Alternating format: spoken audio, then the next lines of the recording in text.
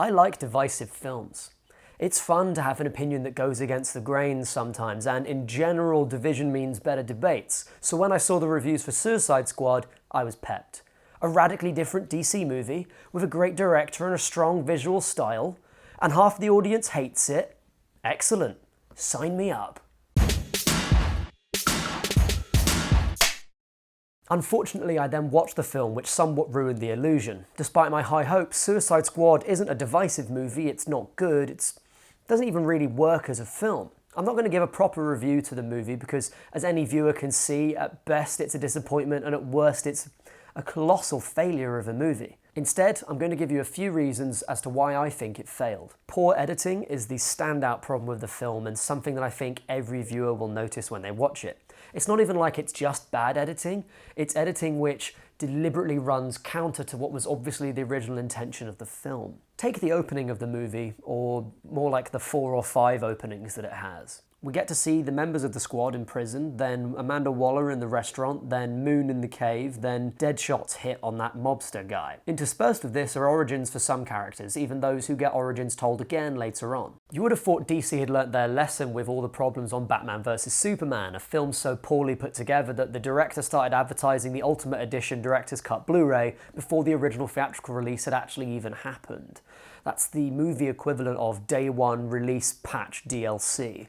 My guess, although I have no evidence to support this, is that the movie was supposed to begin in Midway City when the gang gets together for the first time, and the majority of the storytelling in the film would be non-linear, with flashbacks interspersed throughout. That's my assumption, because I feel like that's kind of the only way the movie would make sense. You start off in the cave with the Enchantress being discovered as a kind of cold opening, then you cut immediately to Midway City and the gang getting together. That's intercut with Waller explaining who each one of them is, and then they head into the city and we get to know them over time through flashbacks. So why didn't that happen?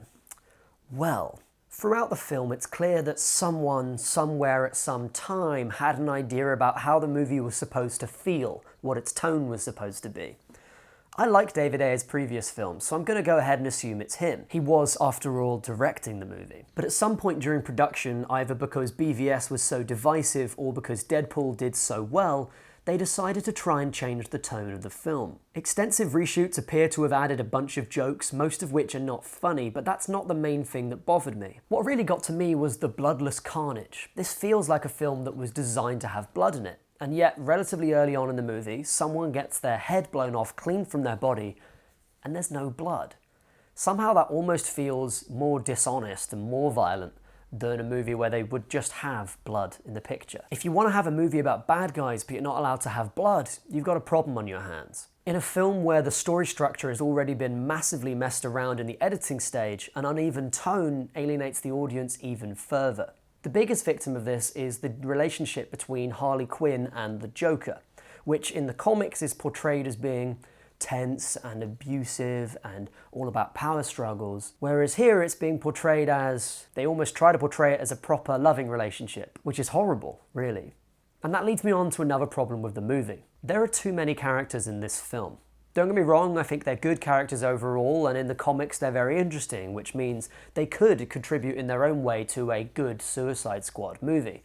But this film does a very poor job of juggling them. Our protagonists are Deadshot and Harley Quinn, and they get a decent amount of screen time, so we get to know them pretty well. Will Smith puts in a good performance, and the film's most consistently watchable and believable moments involve him. On the flip side, we have characters like Katana, who contributes absolutely nothing to the film, despite having a fascinating mythology in the comics. It's really hard to tell why she's there, except perhaps that her soul sword, you know, the sword that can take away souls, might have had something to do with the plot, you know, about a possessed woman who's possessed by the spirit of a witch, soul of a witch, if you will. But that's just a guess.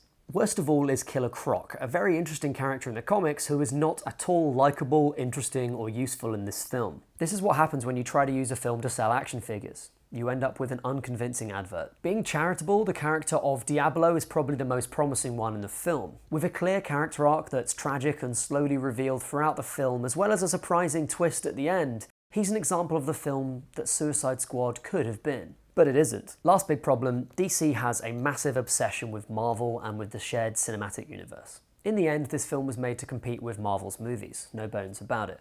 But DC's biggest mistake so far has been assuming that Marvel's success is because of their shared cinematic universe. I completely disagree. Back when Marvel movies were good, they worked because they trusted interesting directors with less popular characters and allowed audiences to grow organically alongside the films. Suicide Squad could have been that. David Ayer's done some interesting work, and outside of Harley Quinn, most of the characters in the film haven't had any mainstream attention. But DC's obsession with their shared cinematic universe scuppers that completely. They try to strike a tone that matches with the rest of their films, even though the story doesn't call for it or work with it. They try to set up as many characters as possible, leaving classic villains and heroes with such little screen time that you wonder why they're in the film in the first place. They want the film to springboard the involved characters so much that they massively overread it and reshoot the film in order to appeal to test audiences that will never be satisfied. In the end, it's the viewer that suffers. If you want to see a good Suicide Squad film, watch Assault on Arkham Asylum. It's a DC animated original film that has a lot of the same characters but avoids all of the pitfalls of this movie and delivers a great viewing experience. Or you could just wait for the Blu-ray they're going to bring out. Oh yeah, you better believe they're going to bring out an Ultimate Edition Blu-ray with a better cut of the film. I can almost certainly guarantee it. I swear DC's just becoming the EA of movies. Thanks for watching my review. Hope you enjoyed it more than you enjoyed Suicide Squad, which I don't find impossible to believe. If you liked the film, if you had some defenses against some of the stuff I said, or if you're having more speculation about what the film could have been, please let me know in the comments down below. I'd love to find out what you thought about it. That's it from me. Have a good one. See you next week.